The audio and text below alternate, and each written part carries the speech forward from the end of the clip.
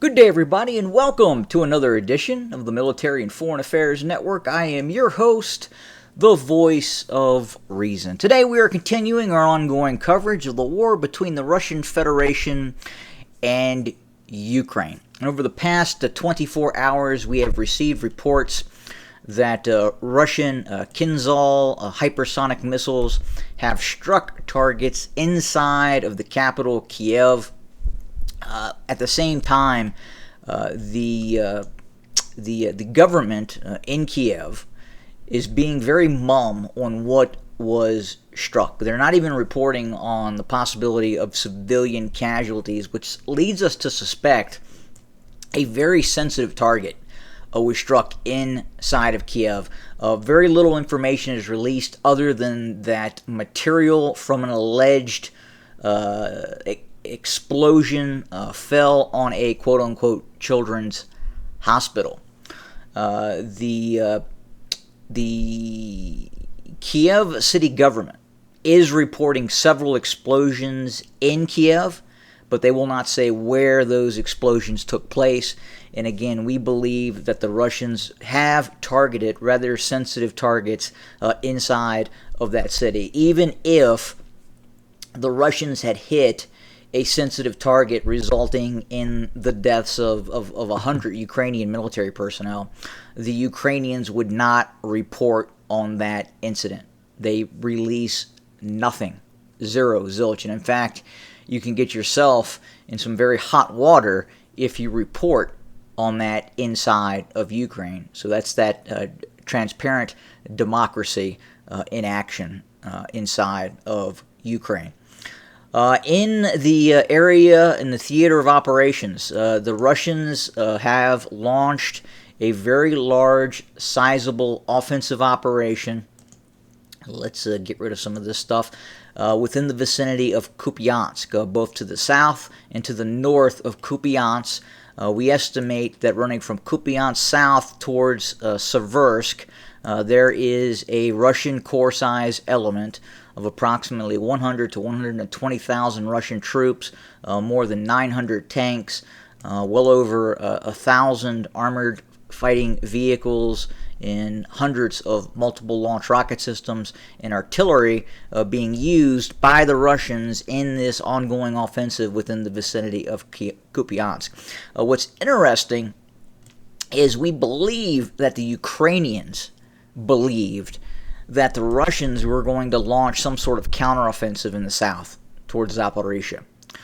We suspect that the Ukrainians, given the lack of success that the Ukrainians had in these recent offensives running from Zaporizhia east towards Volhodar, they were under the possible impression that the Russians would then launch counterattacks in the vicinity of Zaporizhia. Russians didn't do that. The Russians left Zaporizhia alone and have been preparing these rather large-scale operations near Kupiansk.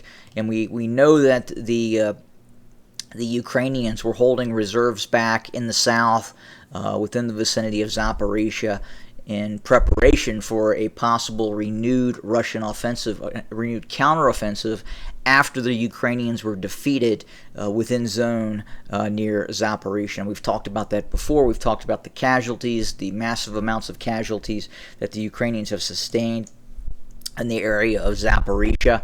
And again, the Russians continue to hold a multitude of defensive lines south of the line of contact in the gray zone, which have yet to be penetrated by Ukrainian forces. But again, in the northeast quadrant near Kupiansk, we are seeing evacuation orders. We are starting to see the Ukrainians destroy vital infrastructure. We are starting to see the Ukrainians lay minefields in areas north and south of Kupiansk as the Russians continue forward in this driving offensive operation that is directed towards seizing the major terrain feature of the Oskil River. This would give the Russians a strategic position, a strategic line of defense running from just to the north of Kupiansk, south to the Oskil reservoirs and lakes, due south just to the north of Seversk. Again, Seversk. We're going to watch this very closely because post-offensive operations near Kupiansk, we could be seeing renewed Russian operations towards Seversk as well. So the Russians are putting a lot of attention on targets such as Kupiansk, Borova, Lyman, and then the end game is quite possibly Seversk as well. But right now, the main Russian goal is seizing all territory east of the Oskil River in this driving offensive operation. Looks like they want to try and clean this up before winter arrives. Now, will they do that? Difficult to say. It does appear the Ukrainians are incredibly concerned about this new Russian offensive operation. Again,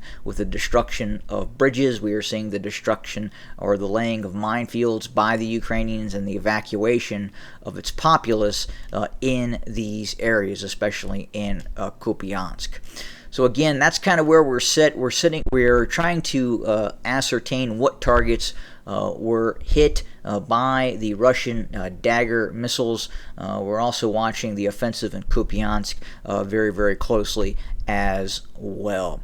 So again, thank you for joining us for today. We are going to continue to monitor the situation in and around Kupiansk. Obviously, we're going to continue to watch other sectors of the war as well, and we'll continue to try and ascertain what was hit in Kiev with those Russian missiles that the Ukrainians are incredibly mum about. So again, thanks for joining us. More to come. Have a good day.